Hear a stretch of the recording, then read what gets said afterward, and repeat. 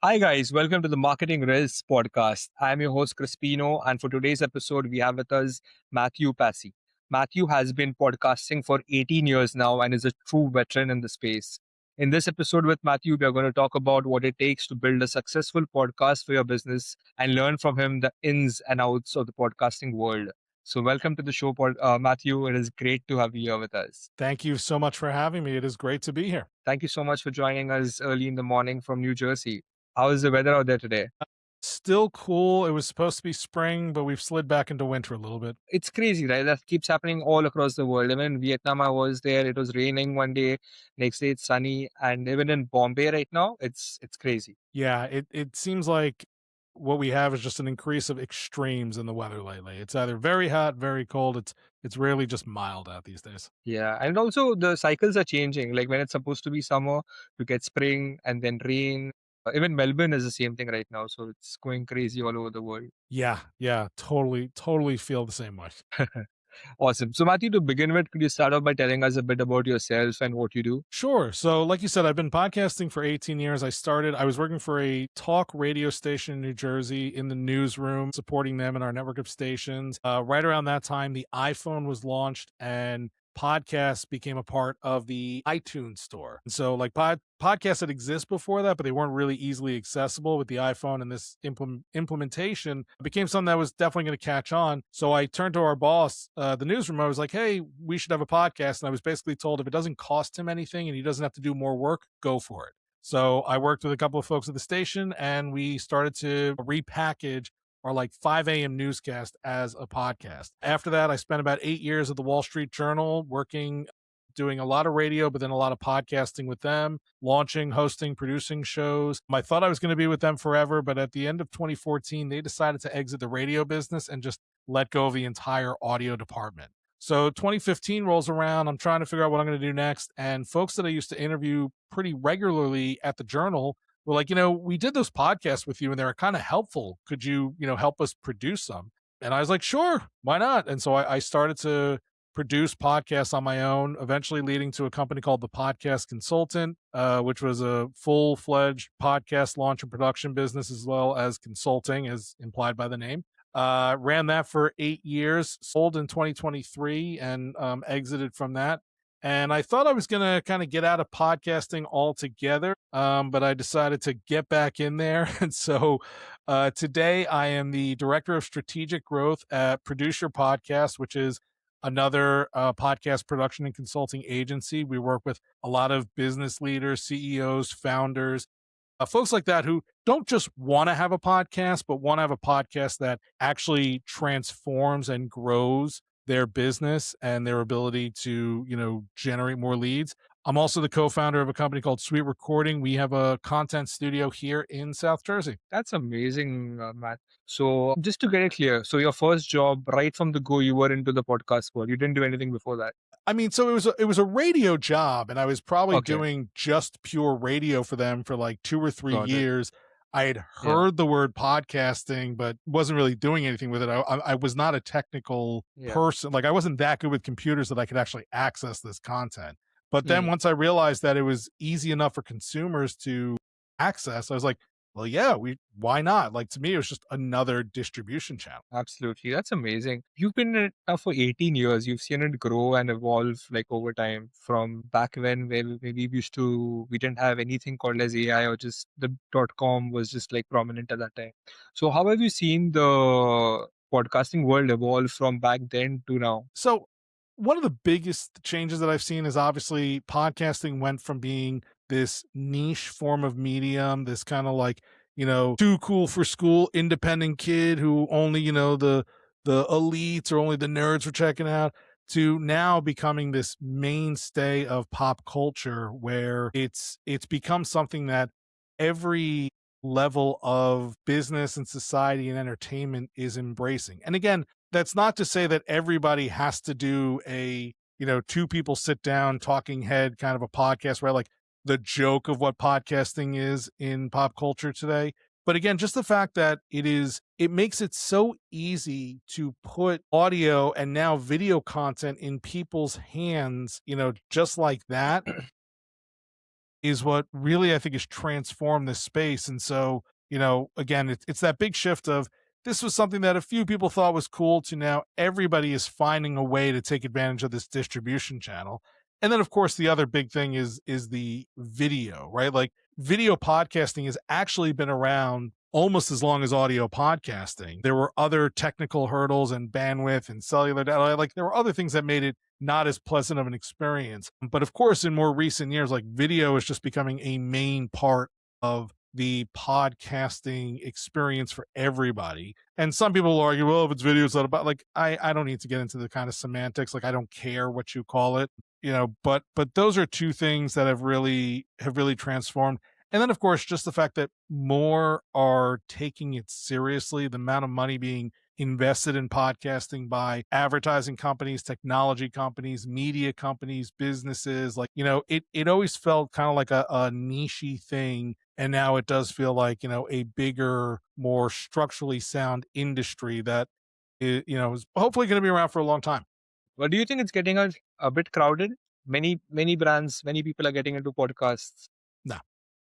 Here's why I say no to that, because nobody ever approaches an author and says, I don't know, man, there's like 2 billion books in the world. Do you really need to write another one? Nobody says that. I love that analogy, yes. Right. Nobody says that to YouTubers or bloggers or whatever else. Yeah. Like there's always going to be more of things and things are always going to get popular. But the truth is, like, podcasters aren't just competing with podcasters for attention and time. They're competing with everything else out there in the world that takes our attention and time. So no, if you have a good enough idea, if you have a good enough strategy, if you have a good enough plan, no, it's not too crowded.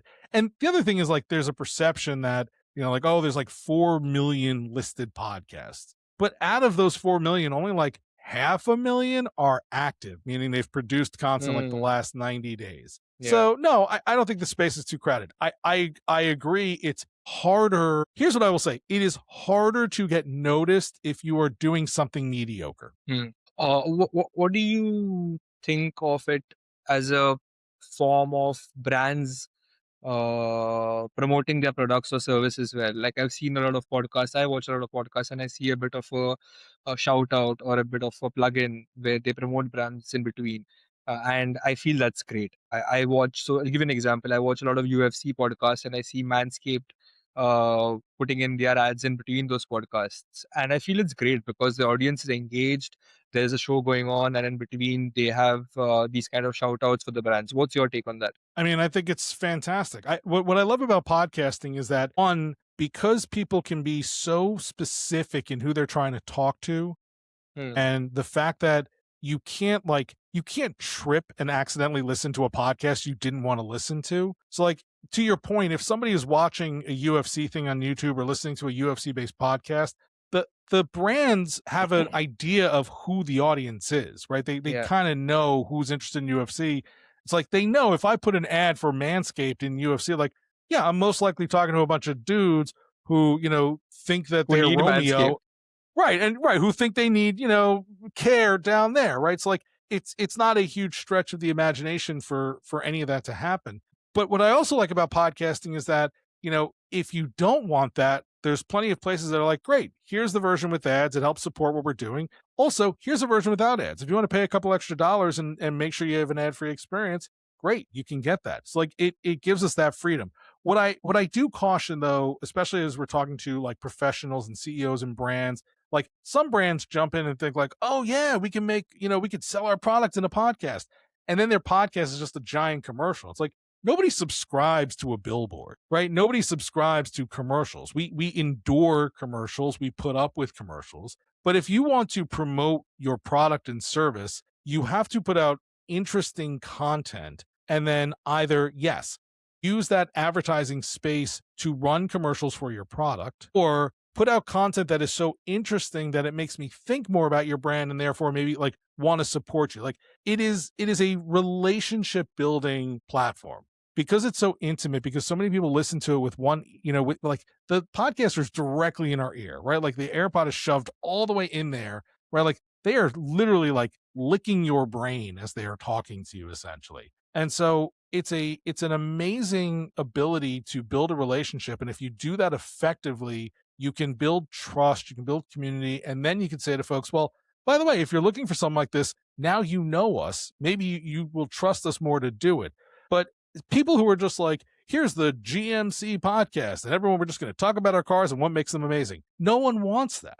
So, yes, they are viable for advertising and for promoting what you do, but you have to do it in a way that's still interesting. Yeah. And I think it has to be subtle. You can't go all out and just bombard the listener or the viewer with ads. You got to have it subtly placed in and plugged it in the right way. 100%. You should not be listening to a 5-minute podcast of content that then has 7 minutes of ads. Like, Yes, you absolutely. still have to be respect. Here's the thing that a lot of people forget: like, most podcasts are consumed for free, right? Yeah. We can access podcasts for free, and we can access stuff on YouTube for free, but we have to invest our time. And so people who are successful in this space really respect the audience's time. And if you do that and you respectfully run ads, or include ads, or right, like, use that, value your listeners' time, they're more likely to stick with you and listen to you, and then go and buy those things that you're recommending. Yes, absolutely. So, Matthew, you spoke earlier about not creating mediocre content or having content that is interesting enough that you stand out and your audiences tune into you. So, I'd like to ask you, if someone, suppose, starting off a podcast, a business podcast, how should you approach a podcast? Like, how should you keep it engaging or interesting enough that you can attract audience? Is there a framework for that, or is there some kind of tips that you would like to share? I mean, I don't think it's a secret, right? Like, I don't think it's magic. I don't think it's anything special. I was listening to a few podcasts recently, and I, watched a couple of YouTube videos recently, and read a couple of articles, and they're all with these founders and CEOs and successful entrepreneurs, and they all say the same thing, right? Like, you have to know who you're talking to, right? You have to understand your specific target market. You have to specifically solve a problem that target has. And I kind of like, I the way I describe it is similar but slightly different. Like, I always say your podcast has to provide value, right? We just said people can consume this content for free. They're not paying you for it, or sometimes they are. But the point is, like, for the most part, people are just accessing this stuff, but they are giving you their time. So when somebody's willing to give you their time, you have to give them something in return. So I always tell podcasters, like, be very clear about who you want to talk to and what value you are going to provide. And in terms of business, right, that value is usually in terms of education, inspiration, knowledge, curiosity, right? Listen to my financial podcast and I will make you smarter about, trading stocks on Wall Street, or managing your money so that, you have more of it, or, teaching you how to make more money, right? So that you have a better life, right? Like, the value isn't the teaching part, it's that you'll have a better life, right? The value isn't how to balance your budget, it's so that you'll be more comfortable with your money. So value isn't, but value isn't always something that tangible. Like, value can also be entertainment, right? Comedians are prolific in podcasting. And it's not because they're educating people. Some of them are, but their value is they are providing humor and relief and comfort, right? UFC content. There's no education in UFC per se. I don't watch it, but, like, what I know of UFC is it's a bunch of people beating up on each other. That's not educational content. That's not going to make you more money, but entertainment is a form of Entertainment value, aspect. right? You enjoy it. You get that dopamine hit. You get that distraction. So, right, like, it's just a matter of making sure that when people come and listen, they leave, with something that is important to them. So understand who you're talking to, understand what you want them to get by experiencing your content, and then just make sure you're delivering on that. That's the secret. And what's your take on having a podcast? Like, should a business owner or should a small business even explore creating a podcast? Like, when do you think someone needs to have a podcast? Well, that's the secret. My boss is probably going to hate me for saying this, but I don't think everybody has to have a podcast, right? Like, I don't think there's anything worse for a business than starting a podcast or a blog or a YouTube channel or any one of these social media networks without a plan, without a strategy, without a reason, right? Like, 10 years ago, everybody had to have a blog. And so you would Yeah. see people start a blog and they would post once a week, the second week, then they'd skip a week, then they do it again, then they'd skip a month and they do it again. And you look at that person, you'd be like, you can't even sustain a blog for 3 months. Like, why am I going to trust you with my money to perform whatever service or, buy your product, right? Like, it impacts your brand. And so if you can't really commit to doing podcasting well, don't commit to it. Now, that said, podcasting has other verticals that you can get involved in, right? You can, like, there are people who their entire marketing is they just go and be guests on other podcasts, right? Why should I stress about having to put out an episode every week when I can just put myself out on other people's podcasts who've already built relationships, built authority, built the systems, right? Like, you have already done all this great work. And by the way, when you're the host of a podcast, you usually only speak for like 10% of it. As a guest, I own the floor for 90% of the content. So, like, for some people, it's not about having a podcast, it's about being a guest on a podcast.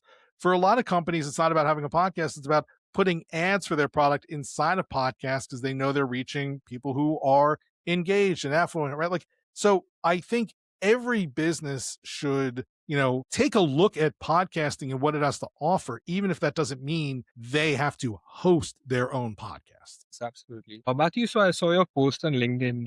You spoke about in that post how Claude held you accountable for a task that you had picked up but you were not completing. So I love that post and I could relate to that a lot because I do that many times as well. So I'd like to ask you, how is your experience or how is your run-in been with AI and how do you use it? I was a little skeptical of the whole AI thing. My gut reaction to it was, oh, this is going to take away jobs and ruin things and whatnot. Or it's, for a while there, the news was always talking about how Claude was replacing creativity, right? And it was like, oh, or not Claude, AI, right? Like AI actors, AI writers, AI artwork, AI designers. And, I had heard this quote. It's like, I don't want AI to make art so that I have more time to do laundry. I want AI to do my laundry so we have more time to make art. And so I kind of had that bias against it in the beginning.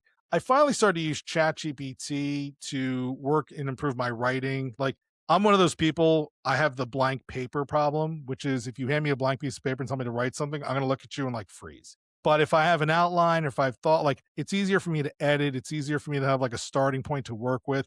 And so I started using ChatGPT just to help me write stuff.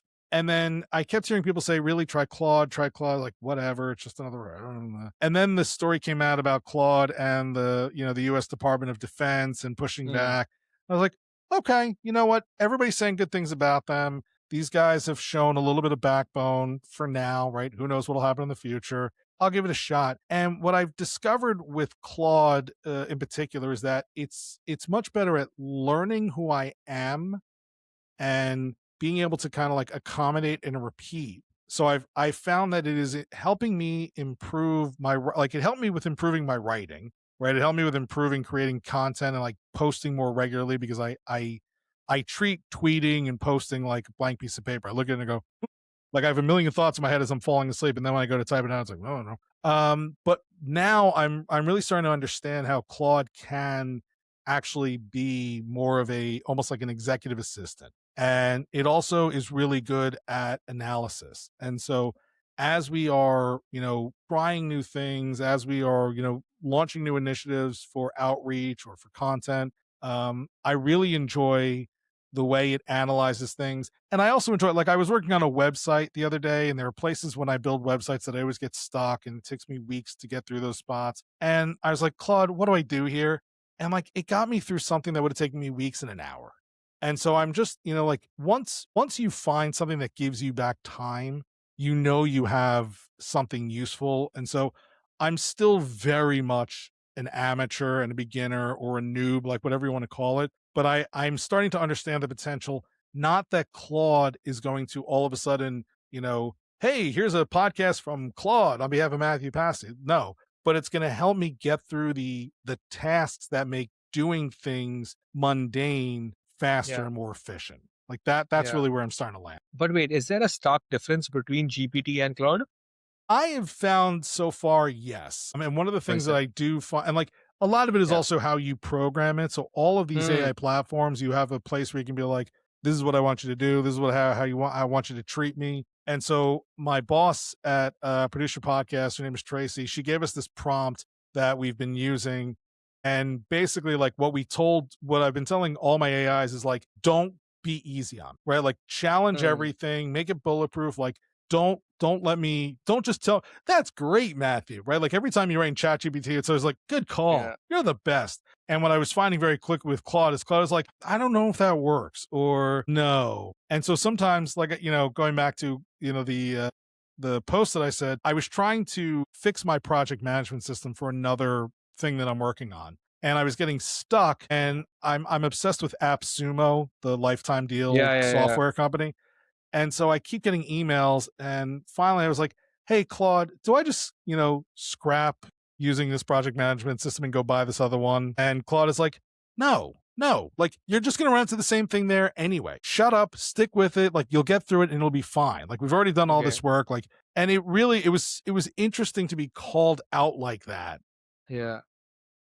and it be right. So I appreciate, I appreciate how it has kind of become this like check on me, getting frustrated and wanting to give up. And it's kind of helping me push through things that I probably would not have in the past. That's amazing. I've tried Claude as well, but I didn't find a major difference. But maybe I think there's a difference in programming it. And I've heard from a lot of people that if you program Claude, and they have been speaking very highly about Claude, so maybe it's time that I give it a shot. Also, make sure you use projects. Like a lot of people, they just Yeah, I new do chat, that. new chat, new chat, new No, chat. no, But if no. you put things Yeah, in projects, it really yeah, can learn what you want. yep. So I have like I could upload files, website links, everything, and I train it. But I'll give it another shot. I will say it's annoying that Claude can't read a LinkedIn page. I'm It not the can. only one who said that. It can't. Every It time I'm can. like, Yeah. hey, I need an email to write to this person. It's like, Yeah. cool. You got to copy and paste their information. I got no idea who this is. I'm like, all right. Yeah. I think that's the same with GPT as well. Yeah. Yeah. So Matthew, what about audio podcasts? Like everyone's videoing right now, and that's like seems to be the major trend. But what's your take on audio podcasts? Is that still as relevant or as useful as video? 100%. So even though there's a lot of talk about everybody moving over to video, like I think there's a lot of people producing video, right? The number of people producing video has skyrocketed. But still, most people are still consuming audio, right? Like one of the joys of podcasting is that it's one of those things that you can consume while you're doing something else, right? You can consume it while you're driving and walking the dog and doing the dishes and doing the laundry and exercising. And a lot of people do it while they're actually working. It's hard to watch something while you're doing a lot of those other things. And so, will the balance of how many people are purely listening to how many people are purely watching, like, will it even out a little bit, right? Will it change? It might change, but right now, lots of people still consume their podcast content audio only. Even a lot of folks who say they watch it, like, who say they do both, are still mostly listening. And I still think because when you watch something on YouTube, typically you're sitting back from it. It's kind of Yeah. talking at you, whereas a podcast is really in your ear talking with you. Like, I don't think it creates the same relationship. So, there are distinct advantages to having content as video. And I'm sure people listening have heard them all before, and I don't want to bore them with it. So if you can incorporate video into your production, you should. But if you don't want to, or if you can't, or it's too much of a burden to incorporate video, and you can just get the audio done. Like there's still plenty of people who will consume an audio only podcast, and plenty of the top performing podcasts are audio only. So I don't think you have to, video is great, but it's not a must have to be successful. And for podcasts, Spotify, Apple Podcasts, these are the two top prominent platforms. I suppose, is there anything else? I mean, I don't think it really matters. Like, if you have a podcast, it should be distributed everywhere that it can be distributed. So, like, don't pick a hosting platform that won't let you distribute everywhere. Don't pick or do pick. No, I'm saying if your hosting platform is like, oh, we'll submit this to Spotify and that's it, and like now you've got to do all the work of submitting it somewhere else, like either A, don't choose that hosting platform because their interests are not aligned with yours. Their interests are obviously aligned with the platform, but also do the work of submitting it everywhere. Like there's no reason not to be everywhere where people consume podcasts. I don't listen on Apple or Spotify. I use an app called Overcast. Now, because podcasts are on Apple, they show up in Overcast. So you have to, like, you should be there. But I don't really think it matters where people listen. The video thing will be interesting, though, with all this HLS and the ability to switch back and forth. Like, that might be a little bit of a game changer. But the rest is, you want your podcast wherever people can consume it.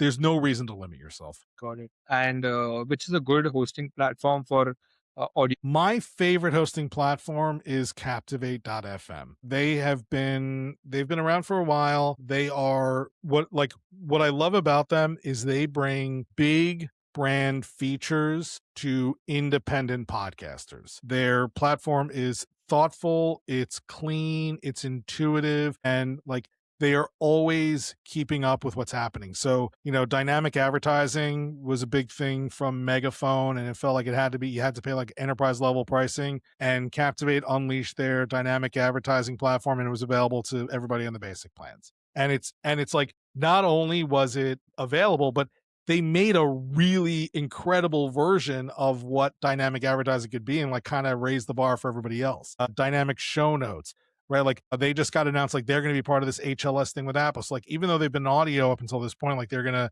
incorporate video moving forward. So, anybody who's thinking about it, if you want to be if you want to be a serious podcaster without having to pay enterprise level pricing, I can't recommend Captivate enough. That's amazing. I'll have a look at that and I'll drop the link in the description as well. So, Mathew, how does a brand actually measure the ROI for a podcast? That depends, right? It depends on why you're doing it. I mean, I've seen podcasters who, all they're obsessed with is the download numbers, right? All they want to see is they want their downloads up, or they want to be ranked, high on Apple charts. And I understand that, because that's what is publicly available, right? That's something that they could see every day. But then you ask them why, and they don't have a good answer. And I rarely, unless you're focusing on ad revenue, I don't care about your download numbers, right? Your download numbers are great, but you need those if you want to sell ads against it. And how high you rank in Apple, I rarely see where that turns into more downloads, more engagement. Most people don't scroll the charts looking for their next podcast listen. They get it from other places. So it really depends. Why are you doing this? What is your business? What is your strategy? I used to work with a client who, he didn't care if anybody listened. His target were the guests.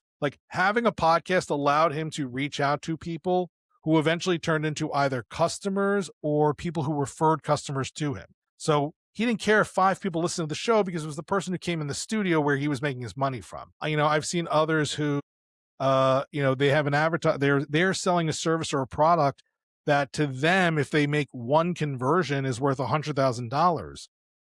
Right? 100 downloads or 1,000 downloads doesn't matter. All they needed was the one. So what I would say is, it comes back to those original questions of, why are you doing this? Straight up, don't just say, we want to have a podcast. No, you're probably going to embarrass yourself. Why do you want to have a podcast? And then understanding your why means building the podcast around that why and making sure your systems do that. So if you're saying, we want to, drive more people to our top of sales funnel. Okay. You can measure downloads all you want. Measure how many people join your top of sales funnel, and make sure your attribution is done correctly. That people, make sure it's easy for them to do it from your podcast, which means putting the right link in your show notes and descriptions, and wherever else you put in talking about on the show, and in your intro and your call to action. 2, make sure you've got the attribution right. You want to make sure that people who show up there are coming from your podcast show notes. So make sure you're using properly tagged links and things like that. Don't all of a sudden come to me hey, we got 1,000 downloads. How many top of sales funnels? None. Who cares then, right? Those 1,000 downloads are meaningless to you if they're not helping you drive your actual goals. You have to define your goals and then craft your podcast to help you accomplish that. And I mean, what I've seen from the clients that produce your podcast, you can use a podcast to accomplish almost any goals. It's just making sure that your strategy and your content are aligned and set up to do so. Mathew, so another question around the same topic would be, how should an entrepreneur view audience building versus monetization? It's the same question, right? If your goal is to, most entrepreneurs are not going to make enough revenue from a podcast to replace their actual job. In fact, I was listening to the Side Hustle podcast. I don't remember what episode, but a guy came on and he was talking about YouTube strategy. And he was like, and I've talked about this as well, right? Like if he gets 1,000 people viewing an episode on YouTube, he might make $100. But if he can get 10 of those people who watch the video to sign up for his coaching class, he has made $10,000. Yes, absolutely. So who cares how many people are viewing it? It's right. Who's going to really give you the thing? So again, you really just have to focus on what your thing is and then make sure your efforts are driving that. Right. If you're trying to build brand authority, right, you're trying to raise up your profile. All right. Better example. If you are doing a podcast for your company, right, there's a brand podcast, you're not doing a commercial, but right, you're doing this as a way to build community and build relationship with your potential target and with your existing customers. This is your marketing vehicle. Why are you going to smatter it with advertisements for other companies and other brands? Right? That doesn't make sense. And, I've talked about this before and it kind of falls in the same line. If an advertiser is going to pay you $25 for every 1,000 listeners, right? That's 2.5 cents a listener, but a listener is willing to pay you $5 a month to access. Which one's better? So there's no one right answer because again, it depends on your strategy, your objectives, your value, your niche, right? All these different things. But a lot of people were sold this concept that podcasting was a gold rush, right? You build it and you get enough people listening and then you've made money and you can go off and retire. That's not the case anymore. It can very much help you with revenue, but it's probably not going to happen from advertising. It's probably going to happen either from selling what it is that you sell or building out your network that will allow you to sell more or building up your authority that makes it easier for you to close deals, things like that. So, don't just jump in and be like, all right, throw ads in the show. Why? For 3 cents at the end of the month and to annoy people with ads for things that they didn't come to listen to? Yeah. Amazing. Mathew, that was amazing. I really enjoyed this episode and I got to learn a lot. And I'm sure this has been really helpful for my audience as well. I've had about maybe 3 or 4 guests on this podcast who also have a podcast. So I'm sure this will be very helpful to everyone listening. And thank you so much for your time. But before I let you go, I'd like to ask you finally, so what has been your biggest learning experience when working with so many podcasters and so many different businesses over 18 years? What has been your biggest learning experience? The thing that I really take away from all this 18 years of podcasting is it really is relationship building. And the reason why I say that is because the relationship, it's people who are good at this take it seriously and treat their audience with respect. And so if you can treat your audience with respect, and that means, right, you made a promise as to what the show is going to be, deliver on that promise. You told your audience you're going to be there every week, be there every week if you can be. Or if you can't, don't promise that. You ask your audience to give you 30 minutes of time. Don't make 15 minutes valuable and then 15 minutes a bunch of nonsense that doesn't relate to them, right? That's abusing their time. Like a lot of podcasters think their job is to talk at the audience and they need to respect what the audience is saying to them, not just in comments and reviews, but also in, are they listening? Are they staying to the whole thing? Are they getting that value? So like, don't just treat it as a giant megaphone where you can stand up in the middle of the town square, yell at everybody what you want them to hear and expect them to like you, right? Nobody really is attracted to the crazy person with the microphone in the middle of the town square. They are attracted to the people who are engaging and provide value and entertainment and comfort and relationship. And if you can, treat your podcast and your podcast audience that way, you will be way more successful than just assuming that I've got a microphone, therefore I'm important. You better listen. Love it. Love it. That is some gold advice, Mathew. Thank you so much for that. My pleasure. So, Mathew, yeah, just before you go, if anybody wants to work with you or need some advice or tips, where's the best method to reach you? I mean, for those who are a business and who are really serious about their podcast, they should check us out at produceyourpodcast.com. Anybody in South Jersey thinking about doing content creation, whether it's podcasts or otherwise, come check us out at sweetrecording.com. And then if you Google my name, it's Mathew Passy, Mathew with 1 T, and Passy is just Passy. you'll find me. I'm doing stuff all over the place. Love it. Love it. Thank you so much once again, Mathew. Was love chatting with you. It has really been a pleasure. Thank you for having me.